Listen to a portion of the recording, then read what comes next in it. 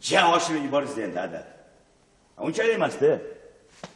To'g'ri, biz ham uncha kamchiligimiz bo'lishi mumkin. Albatta siz boshqacha odamsiz. Sizning o'z g'oyalaringiz, shiorlaringiz bor. Siz mana shu g'oyalaringiz, shiorlaringiz asosida yashaysiz. Ammo biz, mana ukangiz Arslon, kuyovingiz men, sizni avaylagimiz, asragimiz keladi. Mana shu g'oyalaringizni bayroq qilib kilpiratmang. Sal savlatliroq bo'ldi. 60 ga borib qoldingiz.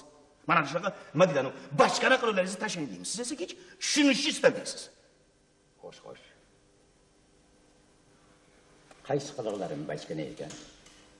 Mana masalan, o'z qizingizni aytishi bo'yicha siz magazindan qanaqadir kitoblarni sotib olar ekansiz, keyin pochta orqali allaqanday yozuvchilarga yuborar ekansiz. Xo'sh, buni qanaqa tushunish kerak? Nima yozuvchilar siz yuborgan kitoblaringizga muhtojmi? Men pochta orqali o'sha yozuvchilarga yuborayotgan kitoblarim allaqanday kitoblar emas. Bu o'sha yozuvchilarning 100 minglab nusxada nashr etilib, sotilmay yillar mobaynida magazin tokchilarida sarg'ayib, chang bosib, axiri arzonlashtirilgan magazinlarga silqib borgan kitoblari. Kitob. Kitob uchun bundan ayanchli, bundan tahqir qismat bormi? Axir to'ppadan to'g'ri magazinlarda sotilmagan kitob arzonlashtirilgan magazin tokchilarida paydo bo'lsa, qanaqa qadri, qanaqa qimmati, qanaqa obro'si qoladi?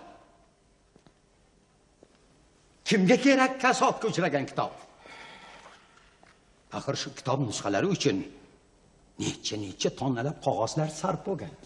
Qanchadan qancha mutaxassislar nashrga tayyorlashgan, qanchadan qancha mehnatkashlar bosmaxonada ter to'kib mehnat qilishgan.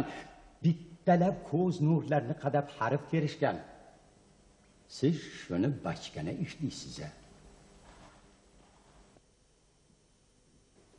Yo'q. Bu bachkana ish emas.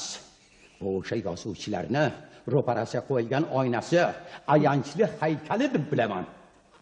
Hammani ro'parasida doim oyna turishi kerak. Toki har bir inson hamisha o'z qiyofasini ko'rib tursin. Bo'lmasa odam basharasi qiyshayib, ba'zi kezlarda maxluq tsiga kirib qolganini ham o'zi bilmay qolishi mumkin.